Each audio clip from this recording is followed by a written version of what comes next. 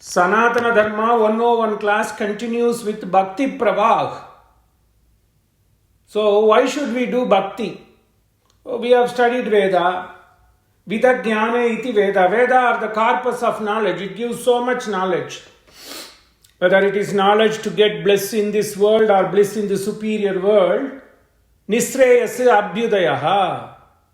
Abhyudayaha. That means the place where there is no return. Superior bliss. Nisreyas mane sukha prapti iti nisreyas. So Veda says that. And Veda emphasize more on karma. The main corpus of Veda, the Samhita portion, the anthology text, recollection. The 7 cantos or the seven cantos of Veda emphasize on all rituals, sacrifices. And those are becoming tough and only certain sections of the society started doing it. It's not for everybody. And then it is very strict. Only if you do this, it is Srauta, what is described in the Veda, that is known as Srauta. Then Rishis came and then they said Smarta. So the rituals divided into 2 major portions. Srauta karma means whatever is said in the Shruti then becomes Srauta karma.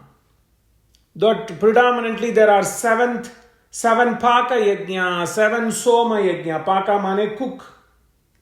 7 Paka Yajna and 7 Soma Yajna. Soma Yajnas are based on the juice, Soma juice, the root. Some root. Let's not debate what it is. Nobody has seen exact Soma in the Kali Yuga, at least in the 20th century, to my knowledge. So that is becoming difficult. Then what to do? Then you need to focus your mind on something. You cannot focus on your own because your mind is not in control. So people started forming groups. So that is Bhakti. And Puranic text itself says that in Kali Yuga, the power of union matters. That's why probably you have United Nations, you have NATO and all these union, power of union. So the famous text in Purana says, Tretayam mantra shaktischa krite jnana shakti dvapare yuddha shaktischa sange sakti kali yuge. That is very important. And the way to attain peace, spiritualistic. And the way to also obtain things, because you have to have some people, that's why they call it as a fellowship. Even in the Western Bible, the book of Acts specifically talks about fellowship.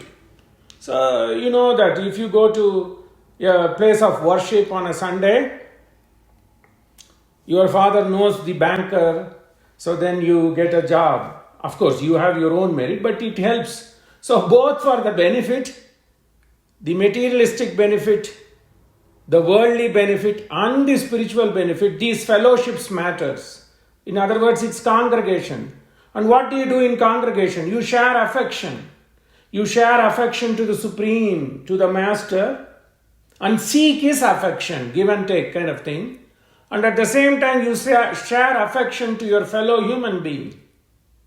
So that is basically Bhakti. And of course, Bhakti is the affection towards the superior. And what he in turn instructs is show the affection to your own fellow men. Fellowship begins. So this kind of congregation where you express Bhakti or you express affection or care in any way, put it as a care, that is known as Bhakti. And the group of people who share the same thought are in a fellowship. That is congregation. In Sanskritam it is called Sangha. Sange Shakti Kali Yuge. Puran says in Kali Yuga, you got to collectively work. That's why in Tamil they say when you are doing the Ratha Yatra, chariot festival, the entire town comes to draw the chariot. Right? That's how they did. So these are all the expressions of Bhakti. Tretayam mantra shaktischa jnana shaktischa krita yuge dvapare yuddha shaktischa sange shakti kali yuge. In those congregation, The act of showing care, compassion, affection, anukampa, anukrosha, andrushamsyam, daya. All these are the similes for a beautiful called affection. And then the superior affection, the Sanskrit calls it as Bhakti. So the Bhakti is needed. That is a great uniter nowadays. Or for a common cause. In United Nations, what is the common cause? The peace and the prosperity is the common cause. Similarly, in spiritual setting, care and fellowship and affection towards the Supreme, in other words, the respect you pay in the form of affection to the Supreme is known as Bhakti. Bhakti vina sangita jnanamu. Tyagaraja, the great Bhakti poet and a musician, sings there is no purpose of jnana, dry knowledge. Even Sangita jnana without Bhakti is of no use. Bhakti vina sankita jnanamu. It won't get you to a superior level. Manas. He is speaking to his own mind. He is guiding his own mind. In Rag Dhanyasi, Bhakti vina sankita jnanamu. It is no purpose. Mokshamugalade. It won't give you the eternal bliss. And he gives examples of so many sages. And who is the foremost in Bhakti? When you talk about Bhakti, the sage who comes to mind is Narada. There is nobody else than Narada to show Bhakti. So Tyagaraja invokes the names of a couple of sages who have excelled in showing affection to the Lord. And in turn, the Lord has showered the eternal bliss to them, and they share that affection and care to the fellow human being. He names Bringinatesha, the Rudra, the Shiva. So Shiva is called the Pratama Bhakta. Shrestha Bhakta of Narayana is Shiva. Bhagavat says, I don't say. Bhagavat himself says. So, who is the important disciple of Vishnu? According to Bhagavat Puran, that's Rudra, Shambhu. And then Shambhu had a great disciple called Bringi. So he took the form of a honey bee to serve Shiva and Parvati. Bringinatesha. Then Samiraja. Samiraja means Hanuman, Maruti. In Ramayana, nobody could show bhakti to Ram than Hanuman. Yatra yatra Raghunatha Kirtanam, tatra tatra kritam atsaka anjalim. Wherever, even today, it is believed. If you recite Ramayana, Hanuman is sitting as a first audience, first row, VIP. So, yatra yatra Raghunatha Kirtanam tatra tatra kritam. He comes, obediently folds his hand. Anjali paramo mudraha dasa. I am your servant, like that. Yatra yatra Raghunatha Kirtanam tatra tatra kritam astaka anjalim. Bashpavari paripurna lochanam. And what do they do in that congregation? They talk about the Lord. If you talk about Lord, it is guna. We'll see that today. So when you talk about the Lord, first and foremost is his characteristics. What are his characteristics? Care, compassion. So when people recite the stories about the compassion of good Lord, naturally for bhaktas who are in unison with him in the bhakti form, in religious form, they start shedding tears. Bashpa. Bashpa mane eye, tears. Vari means water. It floods. Bashpavari paripurna lochanam. Both eyes are flooded with water. Maruti. If you talk about Maruti, you got to go wherever there is a Katha on Rama. Then he will be sitting in the first row seat. So Maruti. Samiraja, Gatacha. Gata mane pot. Who came from the pot is the Rishi called Agastya. Gataja. Matanga. Naradadulu upasinchu. So then Tyagaraja gives example. Okay. You tell Bhakti vina sankita jnanamu. Without Bhakti, mokshamu galade. It won't give you moksha. What is moksha? There is a desiderative. Mumukshu. Mumukshu is the person who aspires to go to moksha. Moksha is an elevated level. It's not Vaikuntha. There is a distinction between Moksha, Swarga and Vaikuntha. Moksha and Swarga are same. But Vaikuntha is what? Moksha. That is for Sri Vaishnava, the eternal, the topmost. So the person who is desiring to go to that Moksha, Sri Vaikuntha, is known as Mumukshu. Moksham ichchati iti Mumukshu. That's a desiderative verb. Okay, the desire to do something is desiderative. You know that in literature. So it's like the person who wants to eat. Bubukshu. That means who wants to eat is bubukshu.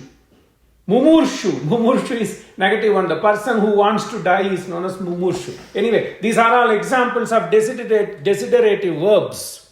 Okay, that's very important in Sanskrit. The desiderative word structure comes. The desire itself is considered to be a verb, even though they don't do the act. That is what bhakti. Even though you are not able to do bhakti because of whatever reason, at least the desire to be in a congregation where good things are done that will ultimately take you in a superior path to attain moksha, that is known as bhakti. And that type of congregation and fellowship is known as sangha. Susanga, sangoshti. Sushtu goshti iti sangoshti. That means good group. Sanghe Shakti Kali Yuga. In Kali Yuga, they say, form group where you do good things. Right? So, and Tyagaraja in beautiful Telugu, in Rag Danyasi, gives an example. Okay, then people will invariably ask, okay, you tell Bhakti, tell me, can you name some people? Of course, Rudra, Shiva. So, he is the important follower of Sriman Narayana, according to sage Veda Vyas in Bhagavad Purana. Then Bringi, the disciple of Lord Rudra. And then Tyagaraja, of course, he is an Advaiti, so he Abheda Bhakti. Tyagaraja propagated what is known as Abheda Bhakti. To him, Shiva, Rama, everybody is Devata. Anyway, that is Advaita Sampradaya. And Hanuman is Rama Bhakta, no doubt about it. So, Bringi, Natesha mane Rudra, Shiva, who is the master of dance in a celestial dance, and an important place for that in India is Chidambara. Okay, that is in South India, Chidambaram. Okay, Kanakasabha, right? So Natesha and then Maruti. Then Gatacha, Gata mane pot. Agastya, there is a story that Agastya came from Kumbha. His birth was from a pot urn. So he is known as Kumbhaja or Gatacha. Okay, Aja mane to come as a birth. Aja mane birth. Then who else? Matanga Muni. Matanga Muni comes in Ramayana too. And then Narada Dulu. So Narada is the superior example, model for bhakti, right?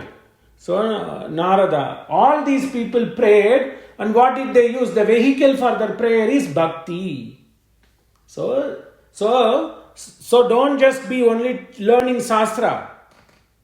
Give your mind to it. On top of it, put your heart to it. Okay, mind is important, but heart, have some empathy. So that is what all preachers, particularly in Kali Yuga, empathy matters. Because the Lord wants to show affection to him, in turn he insists that you show affection to all the people around you. Not only people, even to sentient and insentient things as well. Trees, environment, river, all the animals, and even to snake. You don't have to make snakes extinct, as long as it doesn't interfere in your ambience, in your environment. So it is all there. So, that is known as bhakti. Bhakti is a form to show affection. Okay. And where does this word bhakti come? Bhakti is from the root. It's very important, we have to learn. That's Sanskrit. So, bhakti has different meaning, but we have to take so many meaning. And you have to take contextually where the bhakti is. First and foremost, if it comes to bhakti, that means you are praying to the Lord. Bhaj, it takes form from the root or verb, you call it as a verb. Bhaj. What is bhaj? Sanskrit says Bhaja Sevayam, to be of service. So bhakti comes from the word bhaj, Bhaj. That means so many meanings are there. But the important one for our context here is Bhaja Sevayam. Seva means service. So you eulogize, you praise, you pray. Then it becomes the action to show bhakti. Although you should have bhakti in your heart and mind. But the way to show bhakti, the outwardly action to show bhakti is by praying.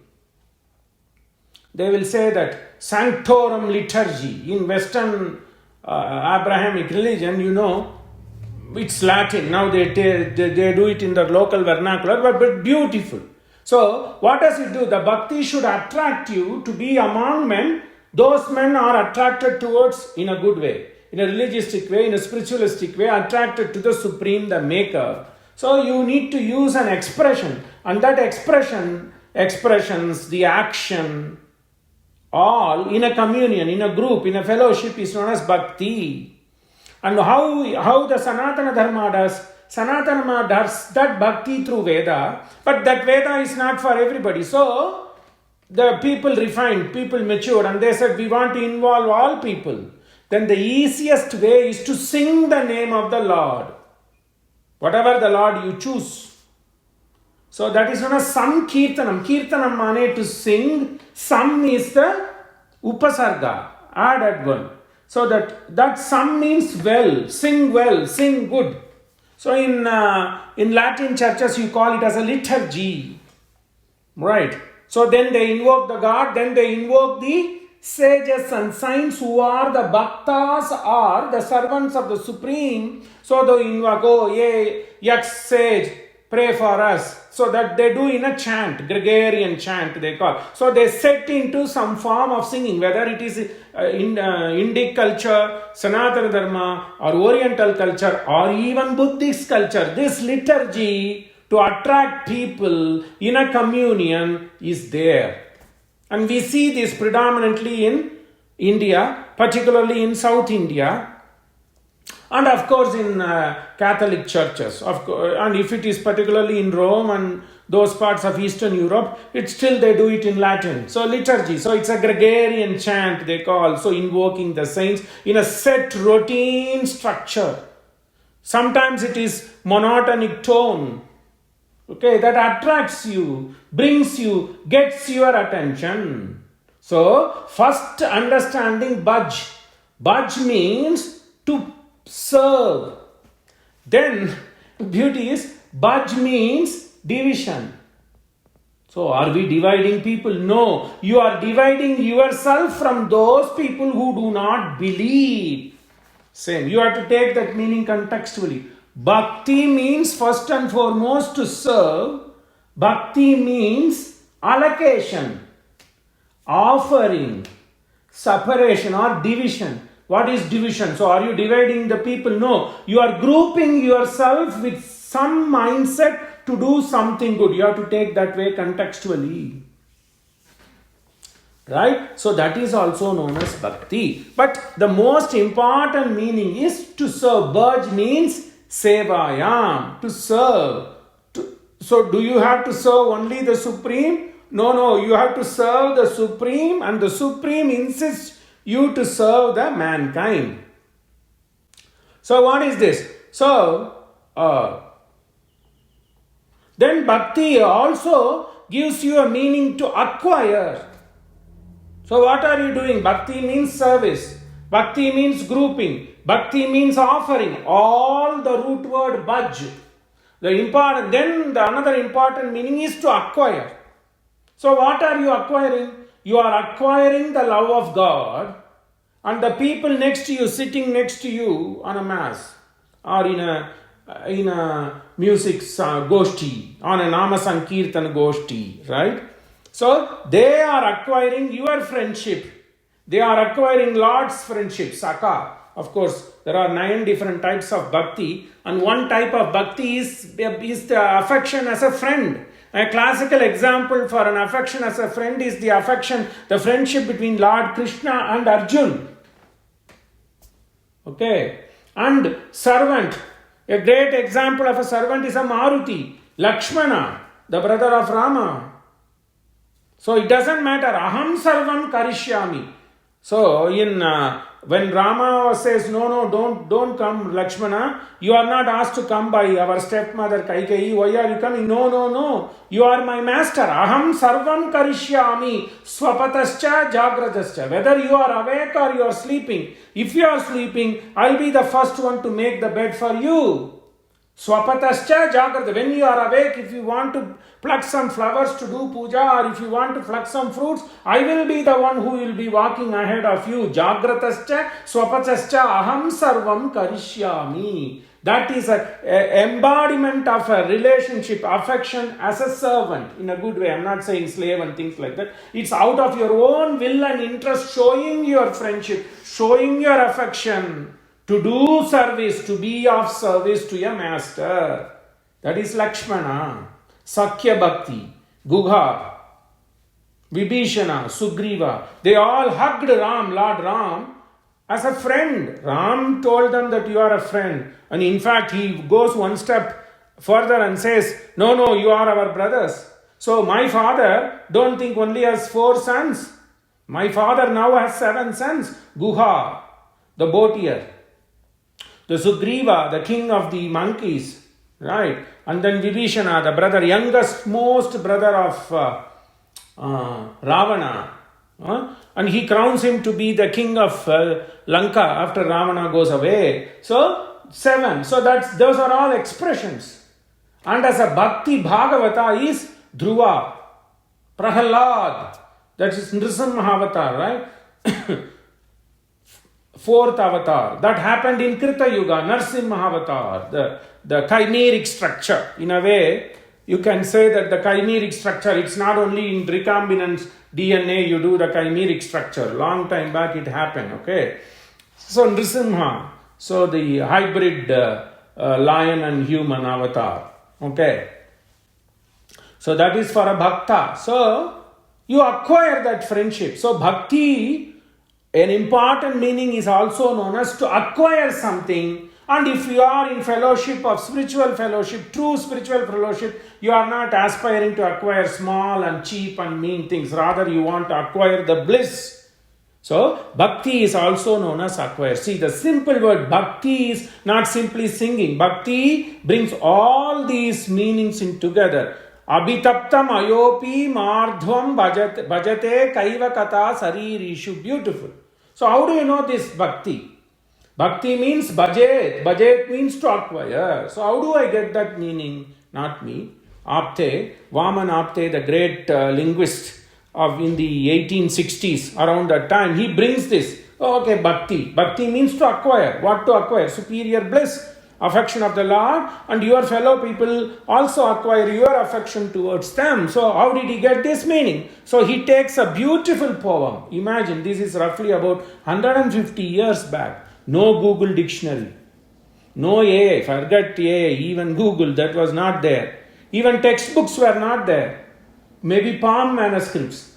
In 1862, who was Vamana Apte?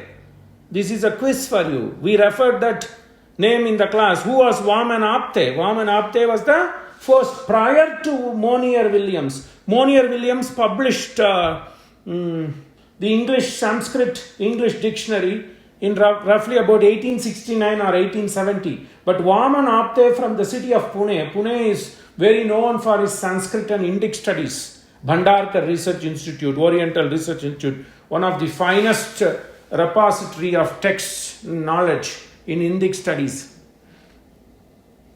Right. So Vaman Apte, he publishes Sanskrit English, Sanskrit Hindi dictionary way back in 1862 or something like that. When Monier Williams took the job as a Sanskrit professor in Bodleian Sanskrit professor in Oxford, right? So we all think Monier Williams was the first one to publish the Sanskrit English dictionary. No. Vaman Apte, he brings this, the beauty, such a beauty of his dictionary Monier Williams didn't do.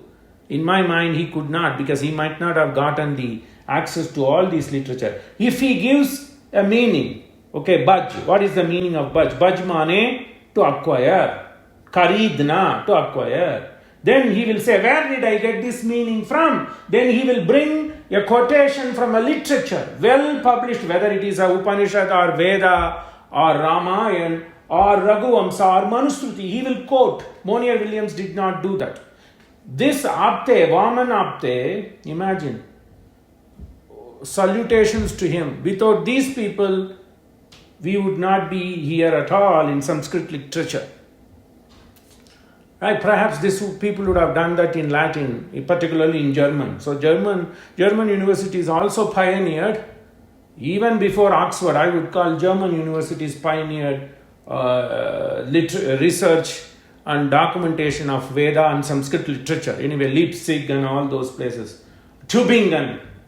It's like as famous as Oxford, Tübingen, Leipzig, and all those universities in Germany. Even now, they have chairs dealing with Oriental studies. Anyway, and he brings a reference, very important. How do you call bhakti to be something to acquire? He says, Abhitaptam ayopi, aya mane ayan. Imagine how beautiful this comes in a beautiful story in Raghuvamsa written by Kalidasa.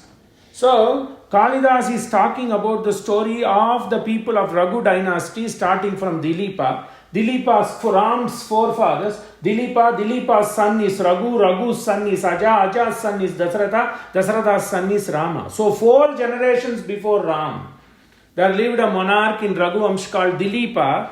Dilipa begot a son called Raghu, and Raghu begot a son called Aja. And Aja is the straight grandfather of Ram. Ram's father was Dasarath, Dasarath's father was Aja. You should know at least these 5 names.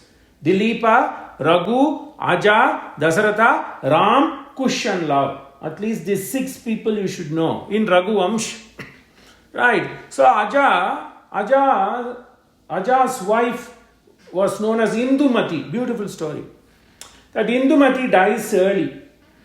That means Ram's grandmother, immediate paternal grandmother passes away. And the king's name is Ram's grandfather name was Aja. So this Aja was a very strong, powerful king.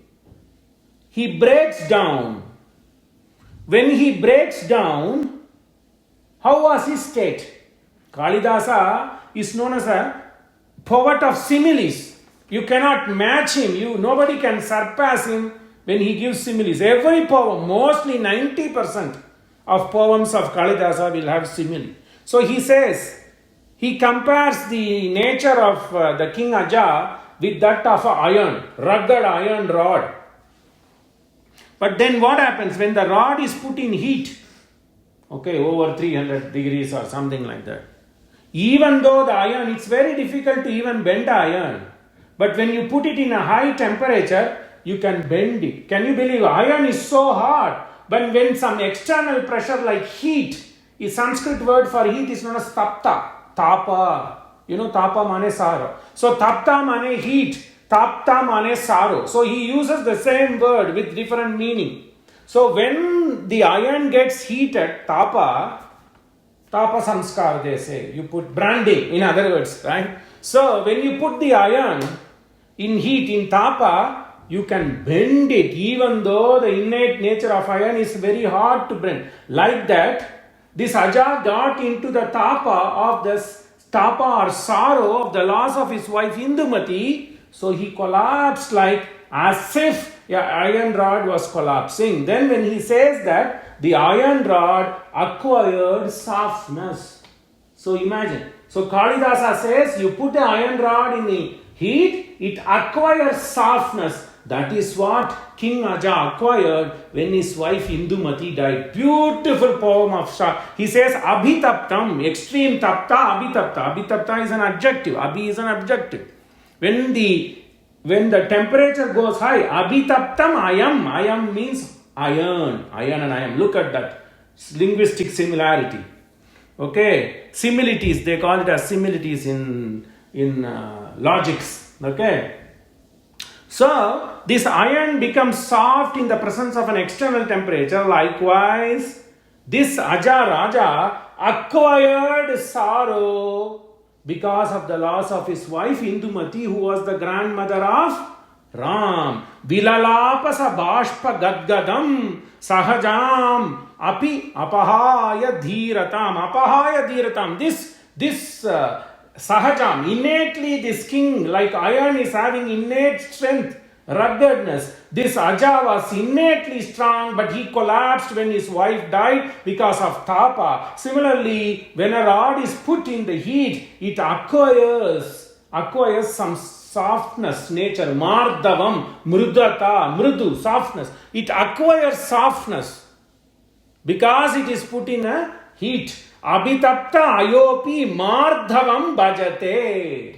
So this apte says bhajate means to acquire. So when you go into a fellowship or congregation, bhajat, bhaju means you acquire friendship of the Lord. You acquire friendship of fellow men. How do you say it is acquiring? I am giving you a reference from poet Kalidasa, a greatest poet like Milton. Okay. Well, Milton came later than Kalidasa. Anyway, so it's like Milton in English literature, Kalidasa is in Sanskrit. Okay, I will give you reference Kalidasa, so you shut up. You can't question. Bhajate mane to acquire. Abhitaptam ayopi mardhavam bhajate kaiva kata saririshu. If hot iron can melt in temperature like tapa, how about human? When they go into utter nature of sorrow, they collapse, they acquire softness. Mardhavam bhajate. So can you believe? Vamanapte gives for everything he will give. So bhakti means division. Bhantna. So you split the family wealth. He gives reference like that from Manusmriti. So bhakti, first and foremost, all the meanings in the dictionary all relate and come to the focal point of some or other related to affection. Whether you pay affection, you get affection, you group according to affection, all this nicely comes as a melting point for bhakti. Bhakti means, comes from the root word bhaj, Bhaju Sevayam. 4 or 5 examples of bhakti I have given. So you should know, bhakti is not simply doing puja. Bhakti is also the bhava. Bhakti is also having this innate meaning. Right? Bhakti stems from the word bhaj, which leads to union. That's what I said. What do we need now? We need unity. Bhakti is a great uniter. And particularly in Kali Yuga, bhakti is needed. And how to express bhakti is by singing. Yajan tretayam, dhyayan krite, yajan tretayam, dvapare archayan yadapnoti tadapnoti kalau sankirtya kesavam. Second reference for bhakti. So in Krita Yuga, Krita is also known as Satya Yuga. In Sat there are 4 Yuga, Chatur Yuga. Okay, so the first and foremost is Satya Yuga or Krita Yuga. Next comes Treta Yuga. It's only in Treta Yuga Ramayana happened. Then came Dwapara Yuga. And 4th Yuga is Kali Yuga. We are running in the earliest phase of Kali Yuga. So, Dhyayan Krite, you have to always meditate. Very difficult. You have to control your mind. Not possible. So, Dhyayan Krite, you can't do. You can't even do Dhyanam in Treta Yuga. So, people went into sacrifice. So, it is said that Rama did so many Vajapayam. Rama did so many Aswamedha. Rama did so many Rajasuya. In fact, Rama was born because of Aswamedha. Okay, Dasaratha did Aswamedha. As part of Aswamedha, a ritual called Putra Kame Ishti was done. Okay, that's a different, using a rishi called Rishyasringa. Vasishtha did not perform that aspect of Aswamedha. Vasishtha only did Aswamedha. Then he brought one of the expert in the Havan, in the sacrifice to begot children. That is known as Putra Kama Ishti. Putra mane children, Kama means desiring, Ishti means performing rites. So, Putra Kama Ishti was done by a rishi called Rishyasringa. Okay, so all these are there in Treta Yuga. So they did what Treta Yugis should do. Then Dwapare Archanam. So people started praising Krishna. Kunti did praising eulogy, literally. liturgical praise to Lord Krishna. Bhishma did. Okay, what is the name of the liturgy? Bhishma, the grand old man of Mahabharata, is Bhishma. Okay, he is even the father of, in a way, father of Vyasa, stepfather. Badi Bap of Vyasa. Okay, so he did one big liturgy. It's like a chant that is known as Vishnu Sahasranam. Okay, that comes in Anusashana Parva. All these you have to take notes. Where does Vishnu Sahasranama come? Vishnu Sahasranama comes in the Anusashana Parva.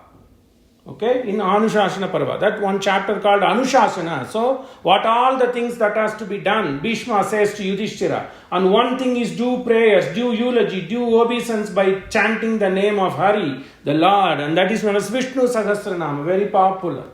Okay, so in Dwapara Yuga, Archan means eulogize, pray. And in what? In Kali, you just simply sing the name of Lord. So, Kali means what you should do. You should join as a congregation. Sanghe Shakti Kali Yuge. Then, Dhyayan Tretayam, Dhyayan Krite Yajan Tretayam, Dwapare Archayan, Yadapnoti Tadapnoti, Kalau Sankirtya Kesavam. Kesanasanaha. What is Kesava? The Lord who quenches away, who takes us away from all the sufferings and sorrow is known as Kesava. Kesava mane klesha nasana. Klesha mane sorrow. Nasan means quell. He is the destroyer of all the sorrows. So what does in Kali you should do? You should join as a group. It doesn't mean when you can't join as a group, at least try to do in isolation. But try your best to join as a group and then praise the name of God. That is known as Bhakti. And the easiest way is to chant His name as a liturgy. That's what we call liturgy sanctorum, litany. Similarly, in Sanskrit it is called Nama. Nama means name. Sankirtanam means chant. Chanting name. Nama Sankirtanam. Kirtanam means chanting. Sankirtanam means well chanting. Nama means name. Chant the name of the Lord. Shange Shakti Kali Yuge. Yadapnoti Tadapnoti. Kalau means in the land of Kali, in the time of Kali, which we are facing through. Kalau Sankirtya Keshavam. Then I don't know the names of God. Okay, chant 1000 names of God. Most of the people in India, at least 20% of the population, should recite this Vishnu Sahasranama Kantastha by memory. But it is there now. Okay, if you can't do this, at least go and join the group. That's why they say in Western religious thinking, in if you are a Baptist, what they say, go on a Wednesday and then go on Sunday. In Catholicism, at least Sunday going is compulsory, okay, for Mass. So Mass is, technical term is in Catholicism where they chant all these. So go and join as a group. What? Once in 15 days. Then they say, well, I can't go every day. There's no requirement in Hindu that you have to go on certain specific days. Every minute you have to think God. That's a different story. Okay, at least go once in 15 days. Like Catholics insist going for a Mass on Sunday. If you are a Vaishnava, Vishnu Dasa, who keep Vishnu as a superior Lord, they say once in 15 days. It's called Ekadashi. Ekadashi means once in 11 days, 11th day. That is twice a month. So twice a month, on the 11th day of waning and waxing moon, go and join as a Goshti and sing. That is known as Nama Sankirtan in Sanskrit. Or singing, collective singing. Put it like that. So, okay, there they sing. There are people who structured what to sing. Because Bhakti is sometimes, it's an abstract. So how do you feel Bhakti? By singing. Okay, then they say Bhakti means joining with the Supreme. Okay, that is, it can't be experienced by everybody. You have to experience on your own. So how the collective people can experience is by singing and chanting the name. Okay, dry chanting doesn't entice. We are human beings. We got to be enticed. So simply dry chanting the name doesn't entice the entire mass to come and do this collective thing. So sing with some tune.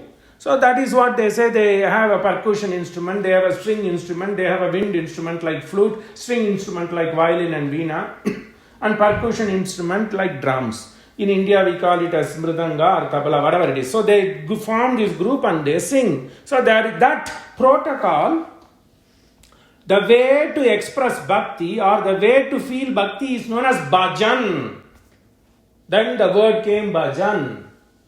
Nama Sankirtan Bhajan, Ekadasi Bhajan. Once in 15 days or the 11th day of both Paksha, waning and waxing moon, they go and then they sing, and then in olden days, to even 200 years back under the colonial rule, people started building sheds or in mandaps or building some communion rooms, communion halls or community halls called Bhajan place. Okay, so they call mat, Bhajan mats. At least get this tuned to these terms. In Tamil it's called Bhajanai Matam or Bhajana Matalu in Telugu. Kannada also, that is the thing. So they then sang. And in South India, the Bhakti, the movement, Bhakti basically started in South India. There are references to that both in Bhagavat Purana and Bhagavat Mahatmyam. There are two great texts for Bhakti. Mahabharata is not the text of Bhakti, it's a Itihasa. But Ramayana is a Itihasa, it is a Shastra, it is a Bhakti, it's all in all. Even Mahabharata cannot come near to Ramayana. But when it comes to Bhakti, in addition to Ramayana, in fact, if you just strictly take Bhakti, Bhagavat. So Bhagavat is the story about Lord Krishna, not only about Lord Krishna. Bhagavat is story about Bhagavata. The Bhagavat is the story about the Supreme. And the story of Krishna occupies an important place. Sumnam Bom. Although it is a Sumnam Bom of Bhagavat, 10th volume, 10th canto, it's not only about Lord Krishna, but it became, because that occupies the primordial portion of Bhagavat Katha. Bhagavat text written by sage Vyasa is an epitome for Bhakti, in addition to Ramayana. Okay, so Bhagavat text in its 11th canto talks about the beginning of Bhakti through saints. The Bhakti began on the banks of the perennial rivers in South India. The place where I was born, sage Vyasa gives reference to that river, and the river bank called Tambrabarni river bank is the place where Bhakti started. Then it went into a city called Madurai, where we had a major Bhakti function this week in India. There was a river called Payasvini, Kritamala, then Kaveri. So, Tambraparni Nadiyatra Kritamala Payasvini. So, Bhagavat gives reference that Bhakti Utpanna hua, Bhakti began or Bhakti started flourishing from South India, and then it grew in Karnataka and Gujarat, where Dwaraka is there, and then it settled Jirna Mange Gurjare. Bhakti settled and flourished in Gujarat and Vrindavan. So if you talk about Bhakti Sampradaya, you invariably come to know Vrindavan, Radheshyam, Banki Vihari. Okay, everybody thrown to Vrindavan. You know, even though Mayapur is in Calcutta, in West Bengal is the central place for ISKCON movement, Srila Sri Prabhupada, the great pious man who started this Bhakti Vedanta movement, he stayed and got that bliss in Vrindavan. Vrindavan is the place on the bank of Yamuna, Vrindavan, where Lord Krishna did all his transcendental plays and blissful activities and grew up until the age of 10. Vrindavan. Okay, it's full. Even today they do Vrindavan Yatra. So the entire city, even the sand and the dirt and the cow and everything, the trees, everything is Lord Krishna. That bhava. So, Bhagavad is a primordial text for Bhakti that brings reference to where the Bhakti started. Bhakti started in South India but flourished and settled on the banks of Yamuna and Ganges and Dwaraka, where Lord Krishna lived and ruled. Okay, so then, because it started in South India, the Bhakti movement became a protocol some 200 years or so back by three important people. You should know these are trinities of Bhakti. That they are called as trinities of Bhakti. The first one was Bodhendra. He hailed from, although he is one of the seer of the Kanchi Mat, Advaita Mat, he settled in a place near Kumbakonam called Govindapuram. Watch this lecture when I send you, because then you can take notes. This you should know. This is the people who gave the structure to Bhajan Sampradaya. Sampradaya mane protocol, way of doing Bhajan, way of expressing Bhakti verbally is known as Bhajan Sampradaya, that came out of South India. The three people are called as forefathers for this, and one person was Bodhendra. He was an Advaiti saint coming from a town called Govindapuram or near Kumbakonam.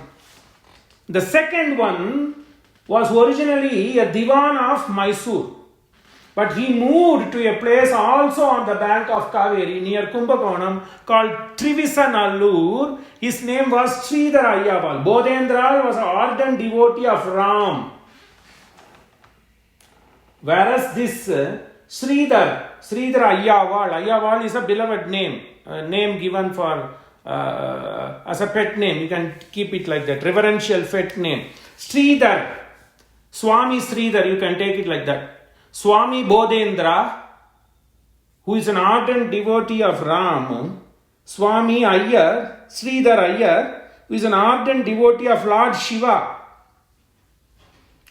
His bhakti to Lord Shiva was such that he could bring even Ganga in his backyard.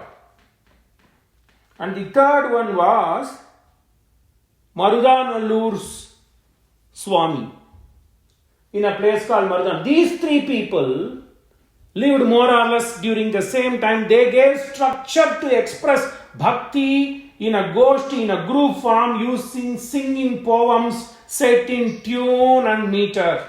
So that is known as Bhajana Sampradaya Trinity. Then, in terms of just singing songs, there are other trinities who are known as Carnatic music trinities.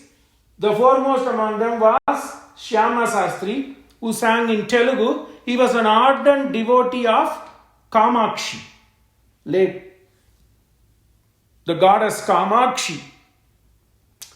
And Muthuswami Dikshitar, he was an Advaiti, but he sang his poems in Sanskrit.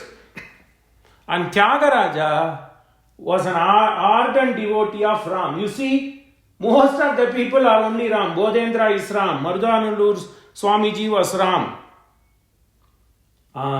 Of course, Muthuswami Dikshitar was an Advaiti, so to him it doesn't matter. Parvati, Shiva, Narsimha, everybody was there because he's an Advaiti. And Tyagaraja, mostly Ram. Okay, so they are called as Carnatic music. They emphasize importance to music. And the poem I started this class, Bhakti Vina Sankita Jnanamu Mokshamu Galade, is sung by Tyagaraja. Tyagaraja sang in Telugu, poetic language of India, I told you in one of the classes. And Shyama Shastri in Telugu. But the interesting point is, all these people did not live in Telugu land. They lived in Tamil land, hardcore Tamil land on the banks of Kaveri in Tiruvarur, but they sang Telugu because, of course, you know, if you know the history, South India was ruled by Nayak kings, and Naya kings are Telugu people, so they patronized people from Telugu land and brought them to propagate education and religious aspects. So there is a lot of things to do. So Bhakti. So the Bhakti's greatest Bhakti text, primordial Bhakti text is Bhagavata and Ramayana. Reference to Bhakti, the emergence of Bhakti from South India, that is what I connected. While Bhagavat says Bhakti emerged, even in 200 years before, when this Bhakti protocol, Bhakti Sampradaya became a movement, it also started in Tamil Nadu, in South India. Then in north of Tamil Nadu is Karnataka. There again came Bhakti movement by a person called Purandara Das. He is called as Sangeeta Pitamaha. And then Telugu people also, well, God blessed the Telugu land with another, so many Bhakti poets. Two Bhakti poets are very important. Ramadas, Bhadrachala Ramadas, and then Annamaya. These names you should know. Listen to my lecture, you will grasp it slowly, multiple times of listening. So in Telugu came two major Bhakti poets, there may be many, two major Bhakti poets, who are well known now and their poems are well practiced and sung. One is Bhadrachala Ramadas. Another one was Annamaya, who particularly sang about the Lord of Seven Hills. Brahmamokate, Parabrahmamokate. So he borrows and tells that Supreme is only one, but to me the Supreme is the deity that is residing on several hills, Tirumala. So Bhakti flourished, and in Kerala also saw Bhakti people, and one important Bhakti poet, two important Bhakti poets. One is a Sanskrit Bhakti poet, another is a Keralite Bhakti poet. Keralite Bhakti poet gave Ramayana in Malayalam, known as Elutachan. And the other poet, who is a Sanskrit scholar, Sanskrit grammarian turned Bhakti poet in Sanskrit, who gave the essence of Bhagavat. Bhagavat has 18,000 slokas.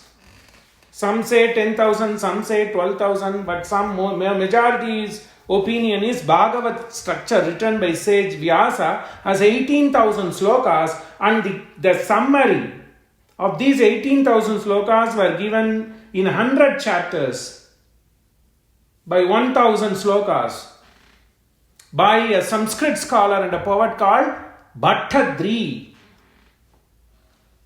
The Ramayana in Malayalam was written by Elutachan, whereas condensed Bhagavat in Sanskrit was done by a great scholar called Bhattadri.